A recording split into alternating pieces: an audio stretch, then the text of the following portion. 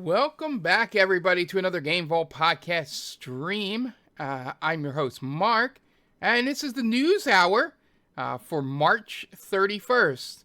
We've made it through March. We're in April. In a couple days, we're going to find out Switch 2 stuff if we already didn't get any leaks.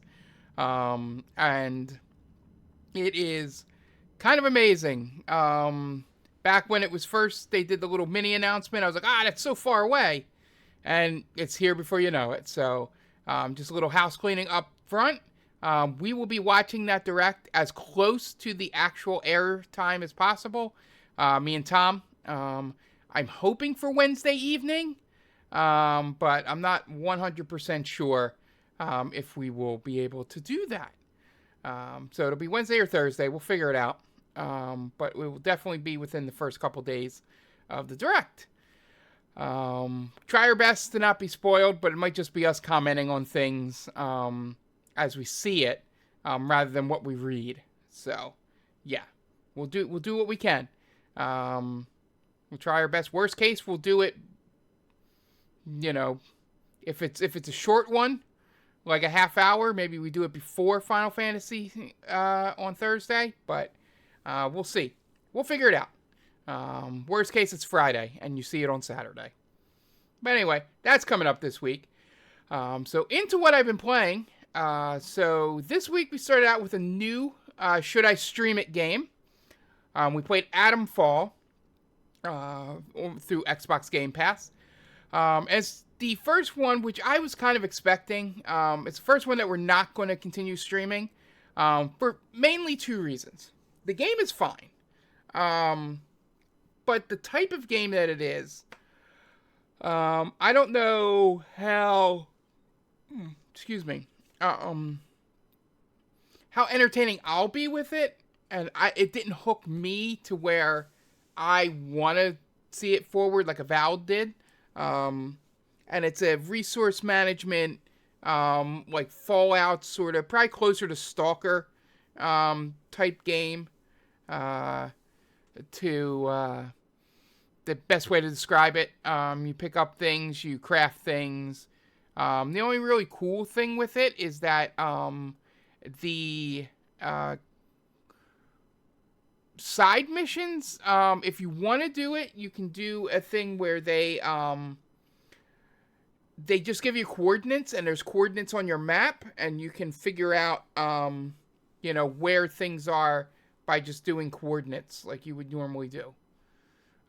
So yeah, it's a very, very interesting concept there. I put on like the second lowest difficulty when we did it, and that felt fine. I mean, there's the fighting mechanic. Apparently, there's a thing where you can just not engage and walk away, which I didn't know, so I was fighting everything, which might have fucked me over. On that save, I also didn't see some NPCs that I saw other people see, so I don't know if they got removed or I just missed them or what, but I didn't speak to any characters outside of the guy that calls you on the phone for the entire stream, so that made it a little boring for me, but that could have completely been my fault. But yeah, I might pick it up when things slow down a little bit later in the year. Maybe to be able to see where it ranks for Game of the Year. But yeah, not going to be streamed on the channel. So if you're looking forward to me playing Atom Fall, I am sorry, it will not be streamed. Because this extra streaming games I'm doing will be games that I want to play. So we will be continuing with Avowed. This weekend got so full that I was not able to play Avowed, so I am itching to play it on Friday. Yeah, so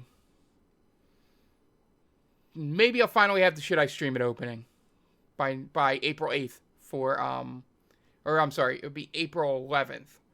The game comes out April 8th for South of Midnight.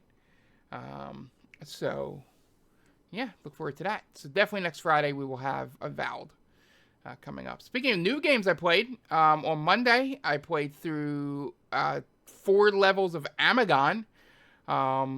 For the next, I would say 2 to 3 months, we're going to be playing 3 weird games from my childhood.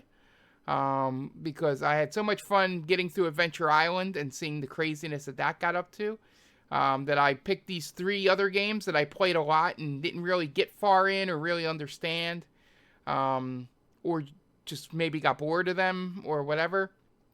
Amigon's not one I got bored of. It's just one that using save states will let me see more of the game because it's kind of punishing. It's one of those that, it's probably a 2-hour game, but if you're not good at it, you can get your money's worth by playing it for days on end. So we made it through 4 levels. It's basically a side-scrolling shooter where you have a limited amount of bullets, but you can collect bullets, and there's sometimes places to harvest them to be able to get your number back up. And at some point, you collect enough things to where you can transform into a giant person that punches people just with an uppercut. And you can use that to get through some tougher enemies later on in levels. And having that guy makes it easier to beat bosses. The first boss is like completely inconsequential if you're the giant person. And then the second boss is easier, obviously, as the giant person, but not as easy as the first boss was. So, yeah, we got through that. That's only about 6 levels, I believe, and we already got through 2. So what I was doing with these 3 games, I'm going to play them every other week. So game 2, which you'll be seeing tonight, is Bugs Bunny's Birthday Blowout. It's a game that was celebrating the 50th anniversary, the 50th birthday of Bugs Bunny. So we're going to play through that. That game, from everything I remember and everything I've read about it, it's just a very mid-platformer that should be pretty easy. So I'm expecting 5 to 10 episodes at most, depending on if I get stuck anywhere. We're going to be using save states for all these games, and not trying to beat it all the way through like we did with Donkey Kong Country. And things like that, because these are weird games and I just want to see the endings. I don't care about legitimately beating the game. I'm doing air quotes there for those of you listening to the audio version. So essentially we'll get through that, and then the third game is Mighty Bomb Jack. So it'll go Amigon, Bugs Bunny, Mighty Bomb Jack, Amigon, Bugs Bunny, Mighty Bomb Jack, until all 3 of them are done. If we finish one, then it'll just be the other 2 rotating, and then if there's only one left, we'll keep playing that until we beat it. And then we'll find another game. Maybe I'll spin a random wheel or something. I think doing platformers and shorter games and weird games is better use of Retro Roulette Endurance Run than, say, Tom had suggested Pokemon for me. And even though, there's not much of a story to early Pokemon and stuff like that, a game that's hard to break into hour chunks, it's going to be difficult. I think you could do it with the earlier Pokemons, but I think just sticking to platformers and beat 'em ups and things like that might be the way to go for the series that I'm doing. Maybe we'll discover some games along the way. That could be weird games. We're not going to do like Fester's Quest or any of the, or Back to the Future or anything. I may do Jaws as a one-off because I was this close to beating Jaws on stream, and just to have it in the archives. Yeah, so that's basically what Retro Roulette Endurance Run's going to be going forward. So just look out for that. I basically put my foot down and made the decision because that is my show on the channel. So we'll do that. And the only other game I played for stream this week, we played Trails in the Sky. I had a little bit of a headache, a weird headache. I don't know if it was just allergy stuff with the change of seasons or something. But I couldn't focus. At one point, I could do that thing where you unfocus your eyes and everything on the screen becomes blurry. I was doing that a couple times during the stream. And that's why I was just like, you know what? We're just going to finish these side missions. We finished both of those, and I'm like, when I have a clearer head next Saturday, we're just going to full bore main story and get to the next chapter, no matter how long it takes. Because I will not be here on April 12th. I'm going on a little short day vacation to a family member's house up in the mountains, the Poconos over here. So, I won't be here Saturday to play Trails. I want to get to the next chapter. So we're going to play as long as it takes next week for that. And speaking of that, the news hour will probably be done on Saturday as well, because me and my TC Tam cohort, Anthony Del Vecchio, and I will be going to the AEW show in Philadelphia on April 6th. So there'll be no news hour on Sunday because of that. So a lot of things. I'll say this at the end of the show too, just to give it a full thing. Some things are coming to my head and I'm mentioning it here, but at the end of the show I will reiterate what the schedule is like for the next couple weeks here. Outside of what I've been streaming, still playing some NHL 25 just because I got back into that hockey and I play that hockey. The only thing that's insane, so two things. Gameplay-wise, I'm actually liking, and I hope 26 improves on what they did here. That little one-timer thing where it gives you the notification that the guy's waiting for a one-timer is something I didn't think I wanted, but absolutely need it. It makes the gameplay so much more fun. I can tell, when a guy's ready. And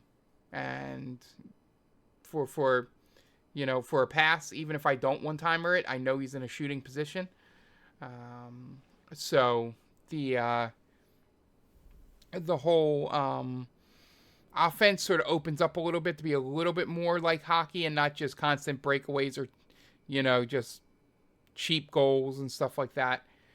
So I'm really liking it for that reason. And the other funny thing that I want to test with it too, I'm going to have my one normal season, but I think I'm going to have another season, off to the side, sort of, I got to see, I think I can have two seasons going at once.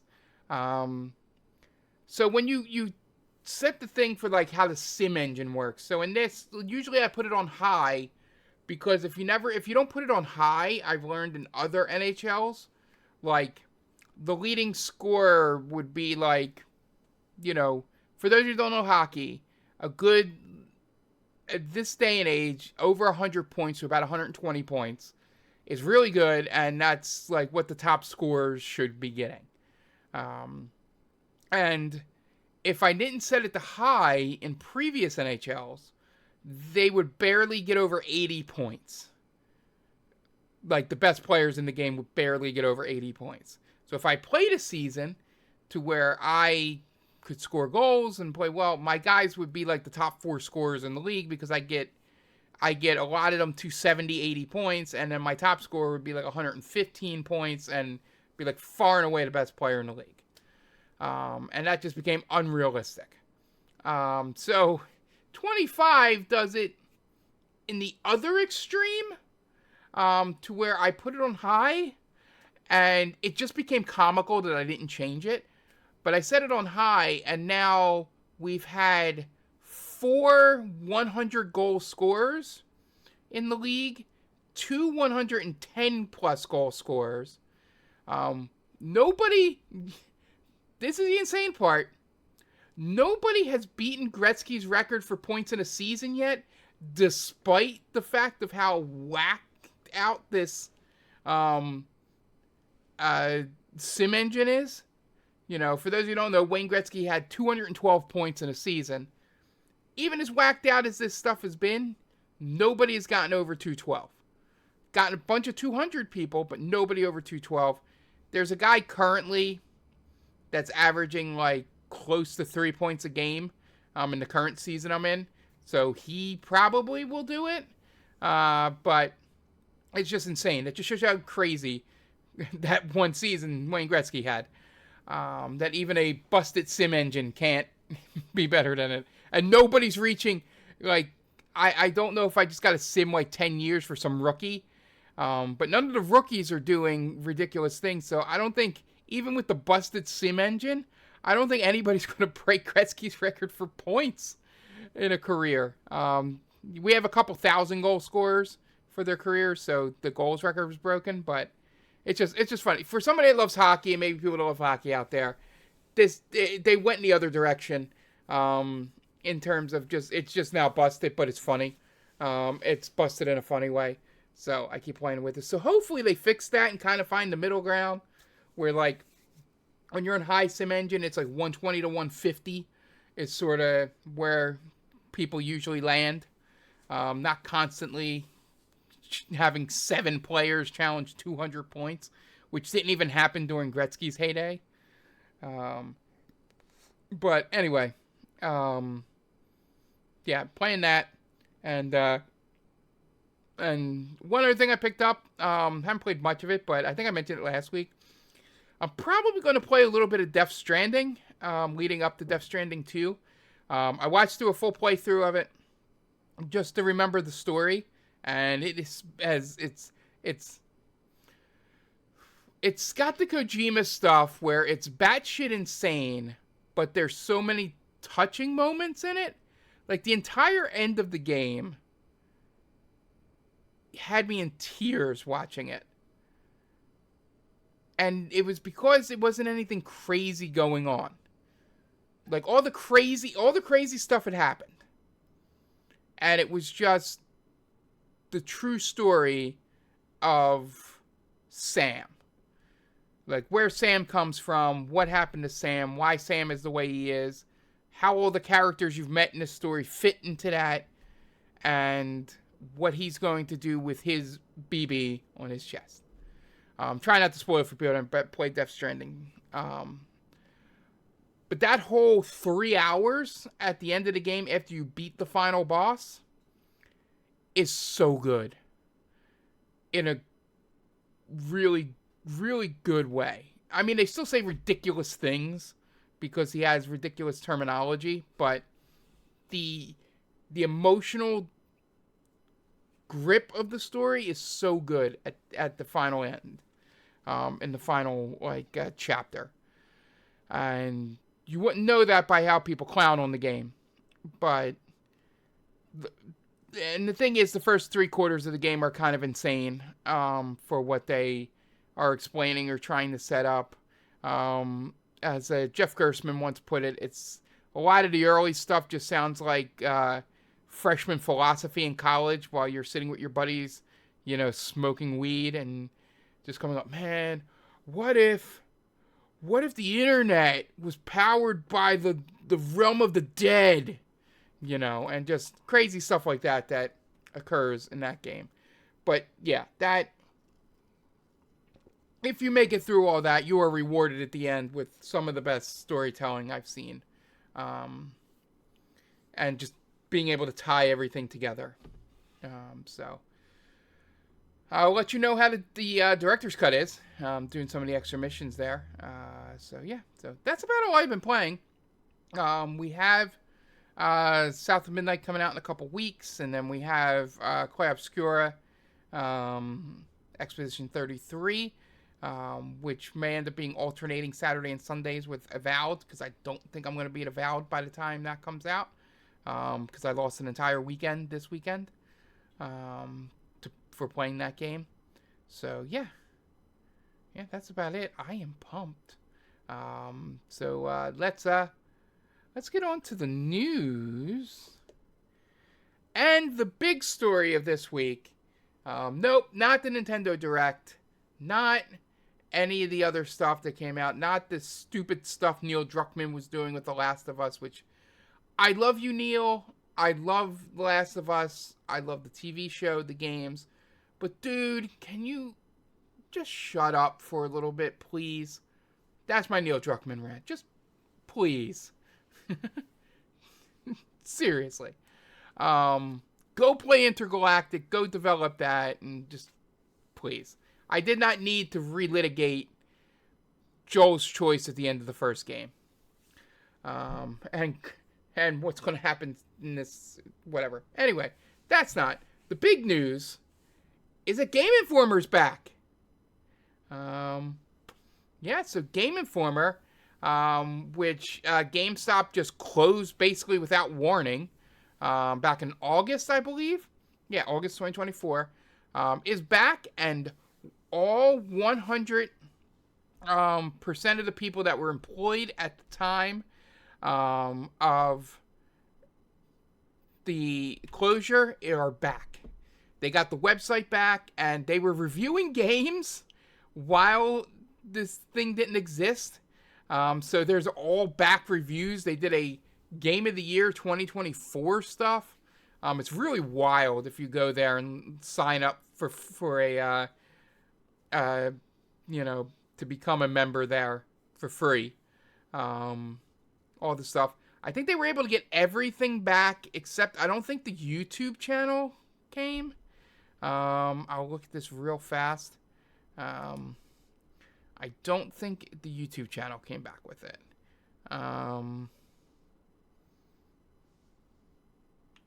Yeah, so it doesn't say it here, but I do not think it did. But hey, Night Duck. Where is the thing? I put the thing up there. Why is it not? There we go. Yeah, so I'm very happy about this. I might, for the first couple months when they do a print magazine, I might actually sign up for it just for old time's sake. As a man that did journalism and writing for a good bit in my college career in early 20s, I was very upset when they just dropped this magazine. Because those guys do good work. They're the best in terms of not having too much ideology accused on them. Game Informer, the only time they had any issues was with when they would review games that were cover stories. People would get upset and say they gave them good reviews because they got the cover story. Which I don't think is true, but you know how the internet is. But yeah, so I would recommend if you have any interest in Game Informer stuff or any nostalgia, it's free. Just go to GameInformer.com, sign up for the thing. You don't have to do the newsletter or any of that stuff. Just sign up for an account, and yeah, you get to see what they thought of games since August. So that was the biggest story of the week. I was so happy when I saw the teases last week, and I did not want to mention it because I wasn't sure what it was going to be. If it was just going to be them doing a Patreon, wouldn't be as exciting. But having the ability to, get the entire website back up is pretty cool. So moving on to our main story, which I pulled the story from Game Informer's new website. So we're going to be using Game Informer and IGN.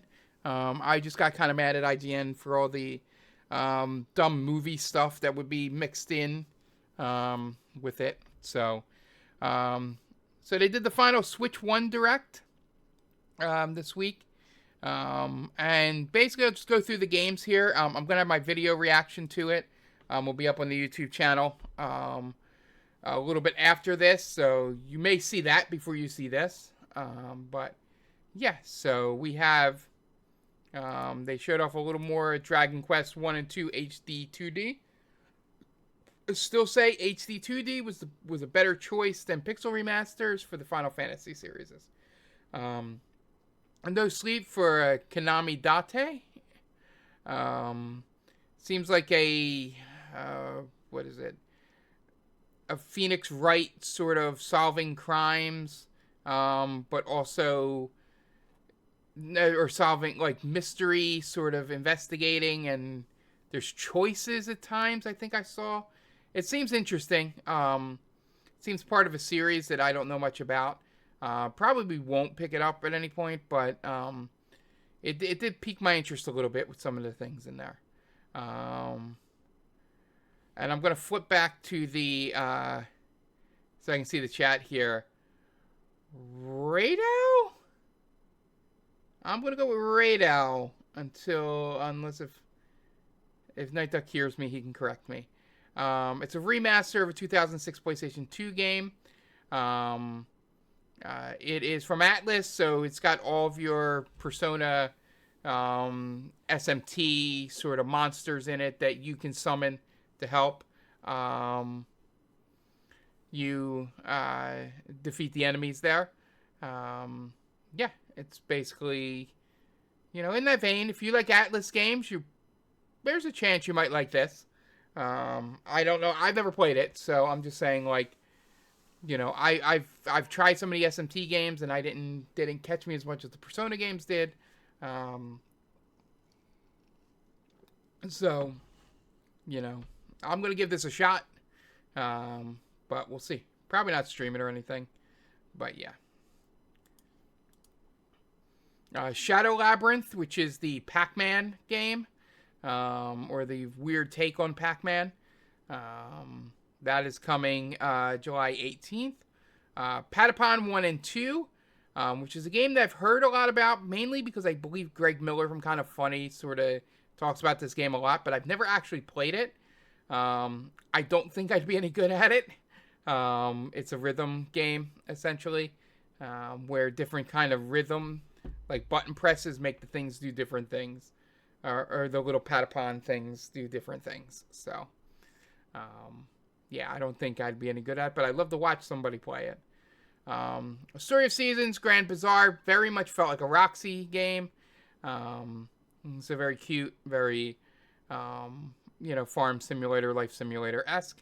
That's coming August 27th.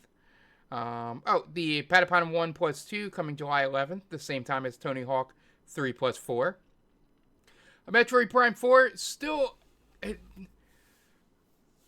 part of me wishes they didn't do the, straddle 2 generations thing that they're going to do with this. The game looks real good in terms of visuals and sort of the new psychic gameplay they have with it. But I'm wondering if Switch 2 is a visual improvement or marketed visual improvement on Switch 1. I would have liked this game to just been Switch 2 exclusive. And just focused on that instead of trying to be okay for Switch 1. In terms of Primes, I've never played Metroid Prime. Outside of for this podcast, I've only beaten Super Metroid, and that was back when I was a teenager, so we're looking about 30 years ago or more. I don't really have interest in playing it, because I feel I might need to play the other ones beforehand, maybe not. We'll see what the reviews say, but yeah, it looks pretty decent. Disney Villains, Cursed Cafe. I feel, yeah.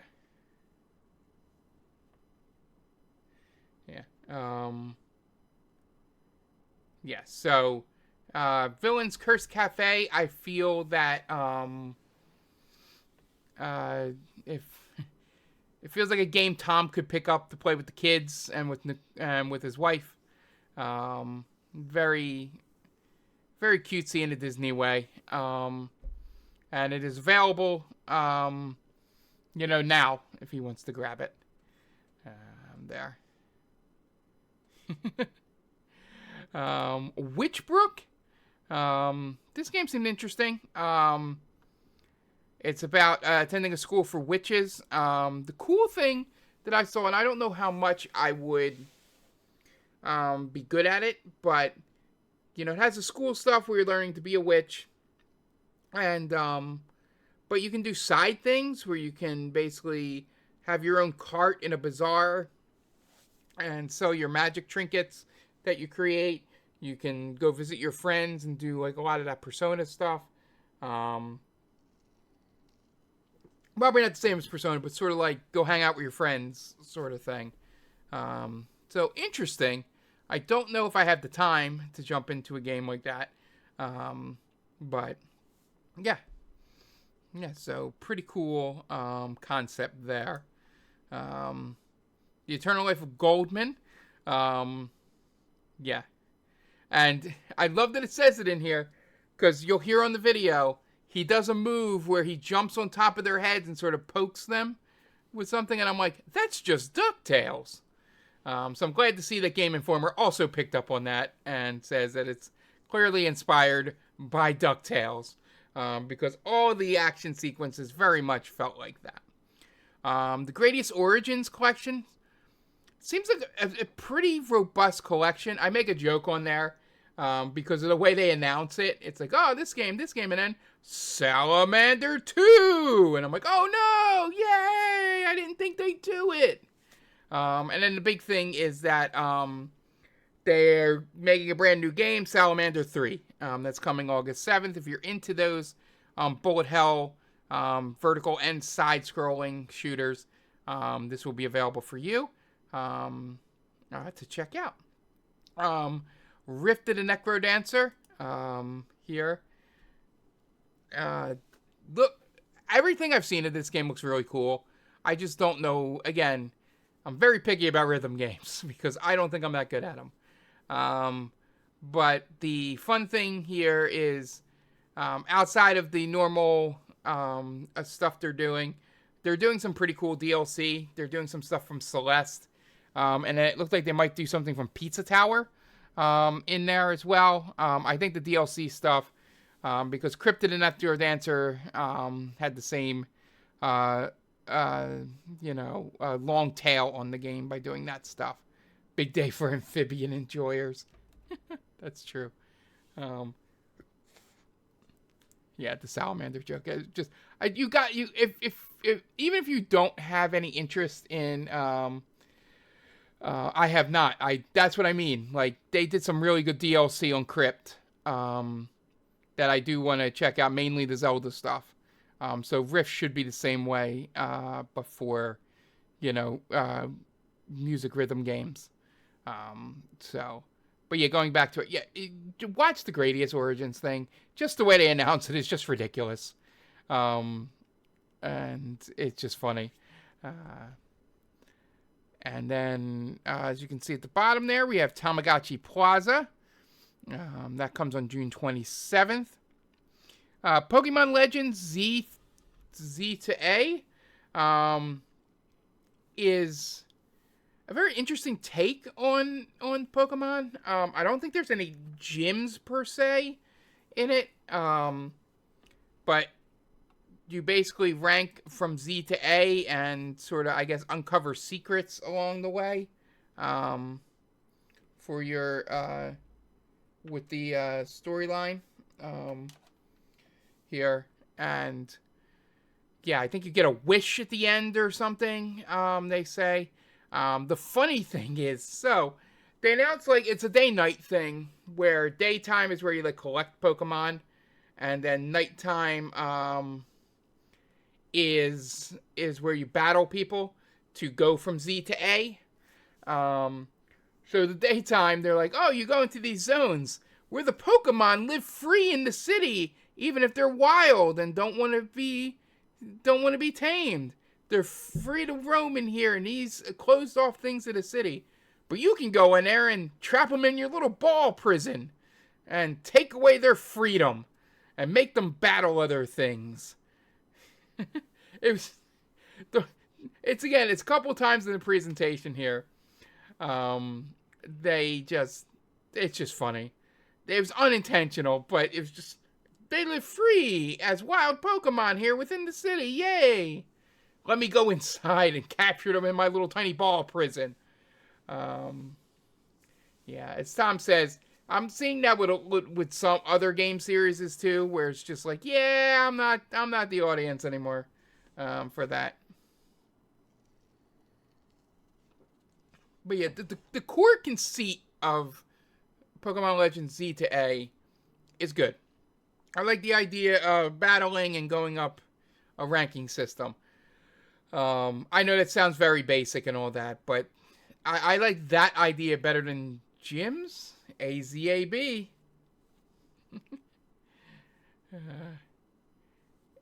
APTAB. Oh, Pokemon trainers are bastards. Yeah, so I'm still laughing about that scene where it's so good. Watch the trailer. If you do anything, watch the trailer. Speaking of more rhythm games, Rhythm Heaven Groove here, which, again, back when I was younger, I played some of the Rhythm Heaven games because I had a little more, reactionary reflexes is the word I'm looking for. But yeah, I'll probably do it at some point. And then one of the weird things they announced, so this virtual game card thing, which just proves again and again that the Steam family share is the best possible way to do this. This is so complicated and dumb. The only concept that I like from it, even though I think you should be able to share as many games as you want, but if you're going to put a limit on it, I like the idea of 2 weeks you get to borrow a game. I'd have to look deeper into it. But I wonder if there's a time limit where you can go, oh, you can't have this game, but next month I can send it to you again for 14 days. Don't think that's how it's going to work, but I wonder if that's a good thing. They flashed something real quick on the screen about save games. I don't know what that means, but I'll probably look more into it. Like I said, I literally just watched the direct right before going live here. So they had some rapid fire announcements there. Yeah, before I lost my groove, Night Duck. High on Life's coming May 6th. Star Overdrive is coming April 10th. The Wandering Village is coming July 17th. King of Meat is coming sometime this year. Luz Lagoon is coming in summer of this year. And Fantasy, I believe that's The Girl Who Steals Time, is coming May 21st. We also announced Saga Frontier 2, remastered, or Saga Frontier 2. That's a PlayStation RPG. I guess it's getting the HT2D treatment, kinda. It's available today. Monument Valley 1 and 2 are coming April 15th. And then in the summer, you get Monument Valley 3. Monument Valley is a good game. I have not played 2. 3 looks interesting. But yeah, I would recommend. These are pretty interesting and cool games. Everybody's Golf Hot Shots, which, if you don't know, this series is called Everybody's Golf in Japan and called Hot Shots Golf here. So when they re-released it, I think it's 3 years ago at this point, or maybe even 4. It might have been pandemic time. It was Everybody's Golf again here, so nobody knew it was a connected thing. But that's really the lineage of this. It looks pretty cool as usual. It's very arcadey golf. They do a good job with those. Marvel's Cosmic Invasion. I love the look of this game. It's sort of like the Scott Pilgrim versus the World sort of beat 'em up, pixelated version. So I really like that. And the final game was Tomodachi Life, which,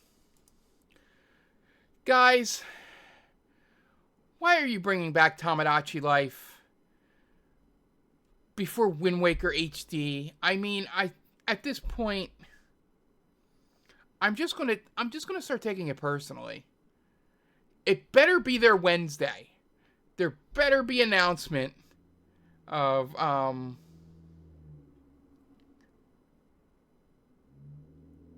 better be an announcement on Wednesday about Wind Waker. It's the only game left on Wii U.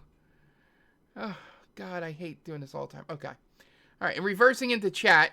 Like I said, the virtual cart thing seems like a great idea. Like I said, the Steam thing is, probably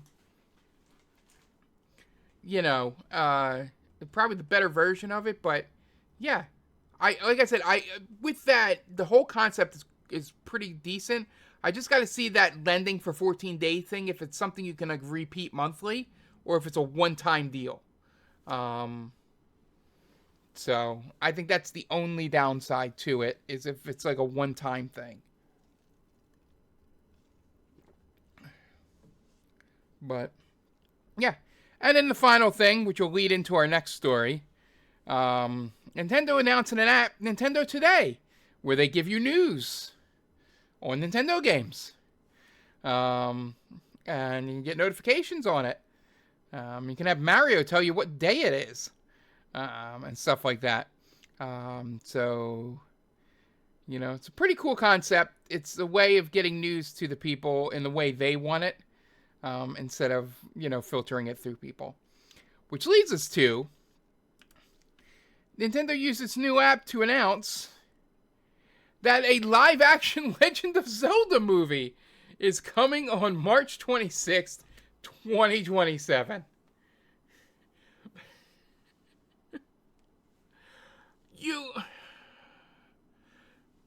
I get why you did it, Nintendo. You needed to have a reason for people to download the app to go, holy shit, they might announce things like this on the app.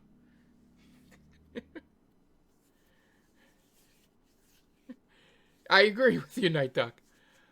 This story, it's a but why moment, as Meta Militia said, is like, why didn't they just...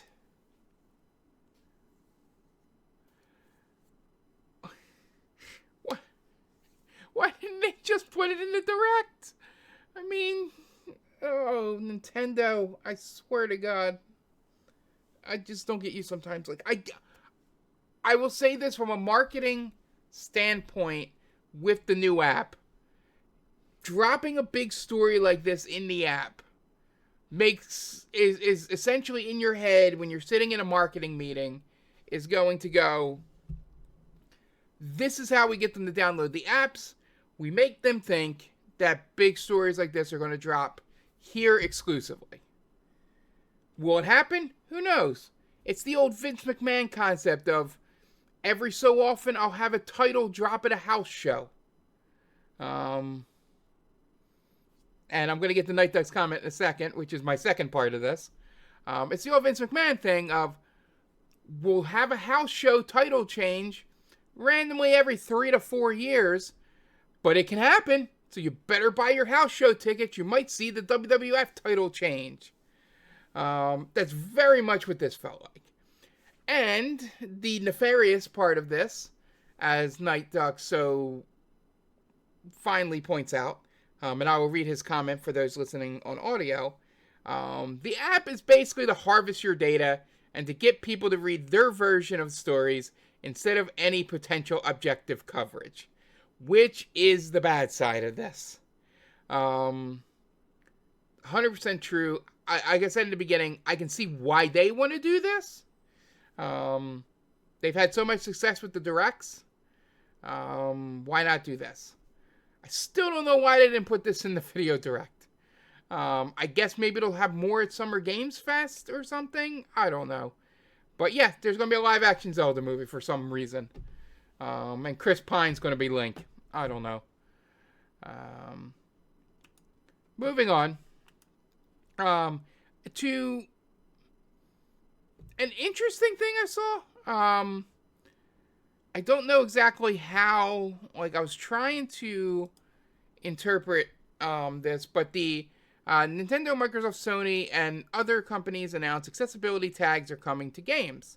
I'm assuming it's going to be like the parental guidance tag, so that people will know what accessibility features are in the game before they purchase them. They list a couple here on GI, like gameplay features, difficulty levels, talks about that, talks about allows you to save any time, talks about input features, and just things like that. I think it's very much going to be sort of like the parental tags before accessibility. I think it's a great step forward for games, especially. I think it was what was the most? I think it was Avowed. No, not Avowed. Assassin's Creed. I think. Can't wait to fix the shop by filtering out one-handed gameplay. That's good. That's so good. Night Duck.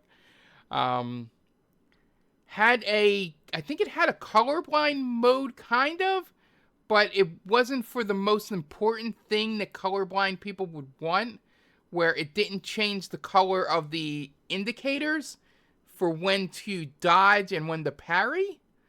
So hopefully stuff like this will get accessibility more out there or more on people's minds going forward. So I applaud them. Whether or not this is going to work or not, who knows? But it's at least a step forward. And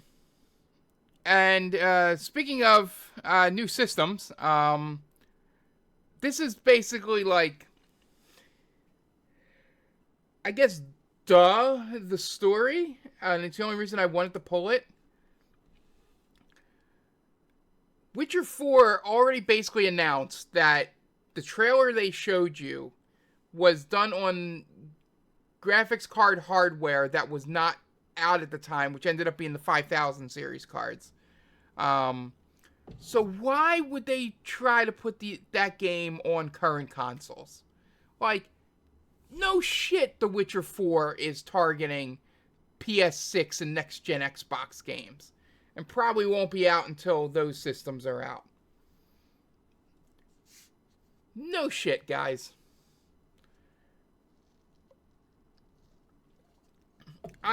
This would have been getting like heavy favorite odds in a betting power for this being the thing. I'll just read the quote here in the financial call from CD Projekt Red. Even though we do not plan to release The Witcher 4 by the end of 2026, we're still driven by this financial goal. And although it is very ambitious, we stand a chance at achieving it within the given time frame.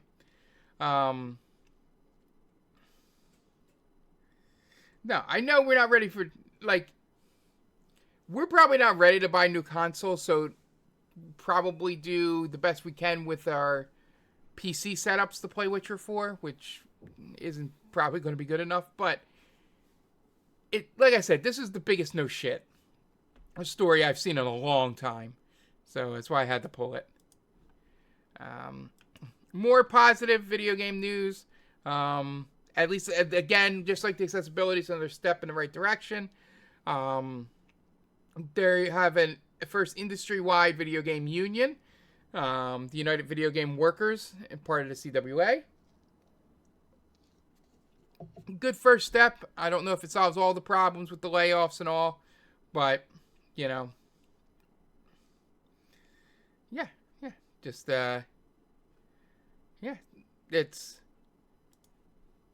this will do so much more than trying to organize within companies.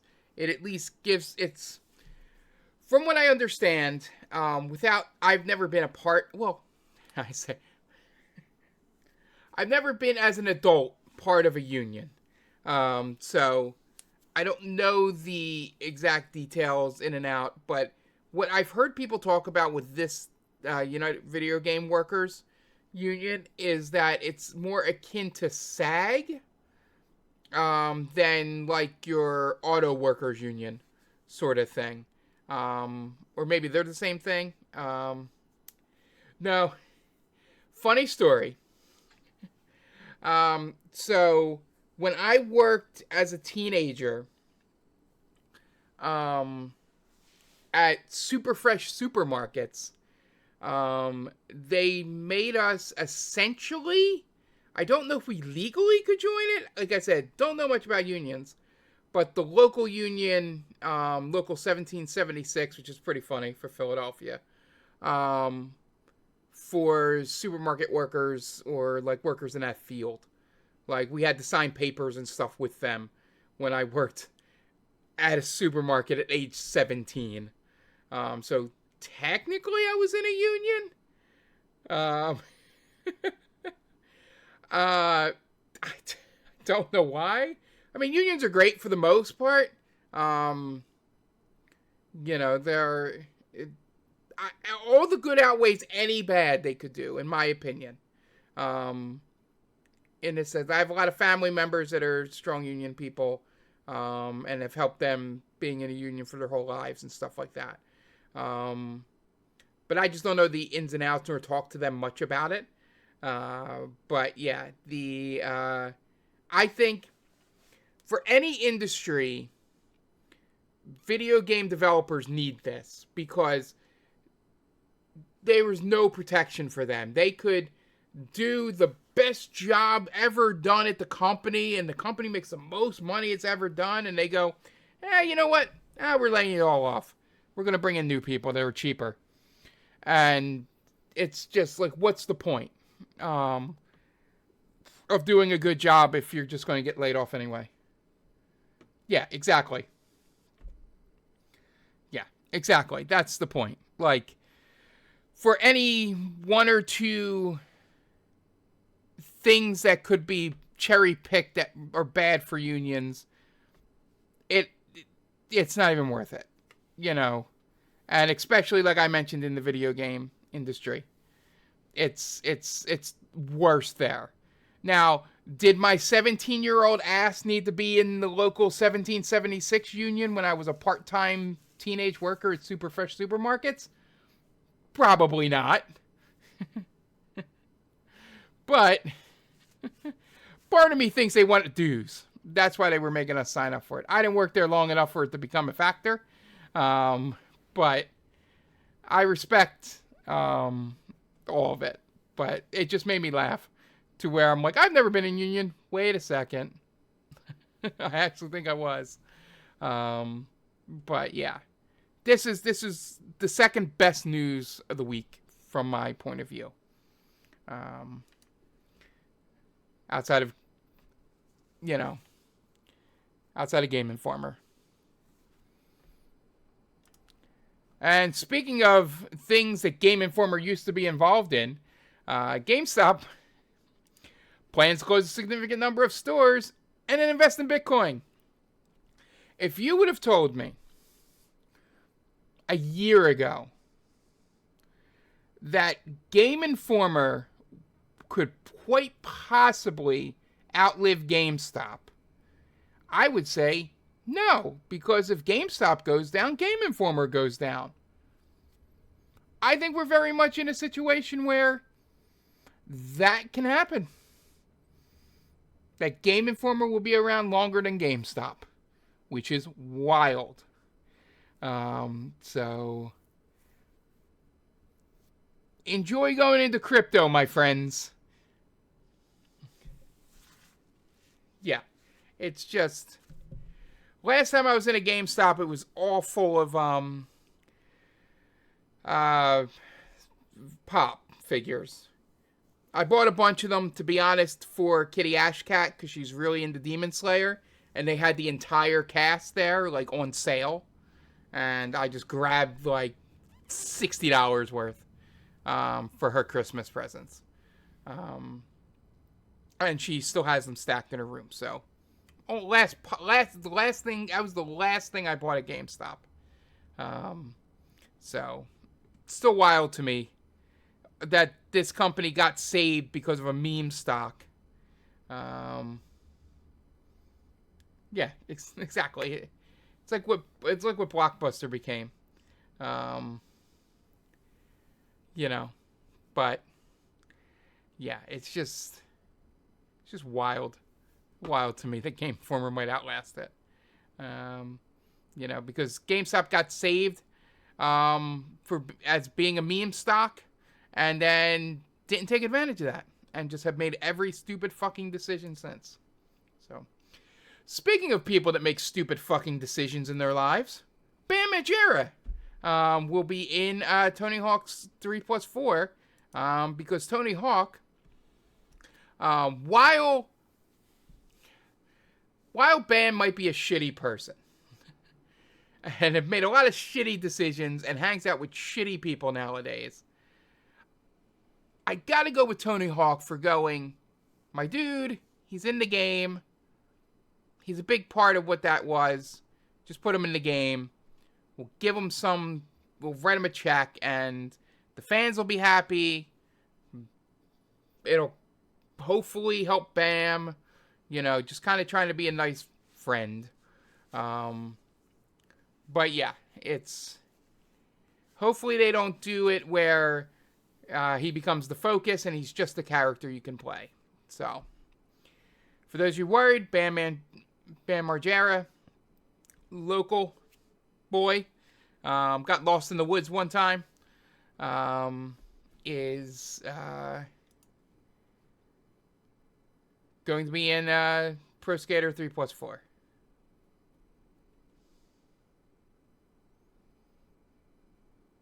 And finally, we have our PS Plus games for April 2025 revealed here. The first one is actually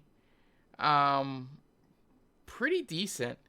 So hopefully they have the list. No, I'm just going to go through here. All right. So RoboCop Rogue City is actually a pretty decent game.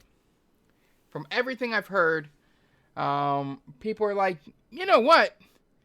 This RoboCop game isn't bad. Now, it might not be awesome, or it's like your typical 6.5, 7 out of 10. Good game there. So I'm excited to pick that up, to put it in my collection.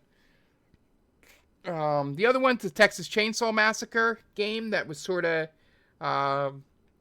I'm trying to take the Dead by Daylight concept, add it to a couple other things to where it was weird. It like the family members, you can have multiple family members chasing after you and doing things. But yeah, that is free to play now if you have PlayStation Plus. And Digimon Story Cyber Sleuth Hacker's Memory will be the third game that you can download in April here. Not as much as I'm not a Pokemon fan, I am that much more I should say fan. I never really got into Pokemon, and I've even gotten less into Digimon. So if you're a Digimon fan, there you go. I'm sure that means something to you. So that'll do it for the news. For those of you watching, let's go back to Big Mark. Yeah, so that'll do it for the show. I promised to do some house cleaning at the end here in terms of our schedule for the next 2 weeks.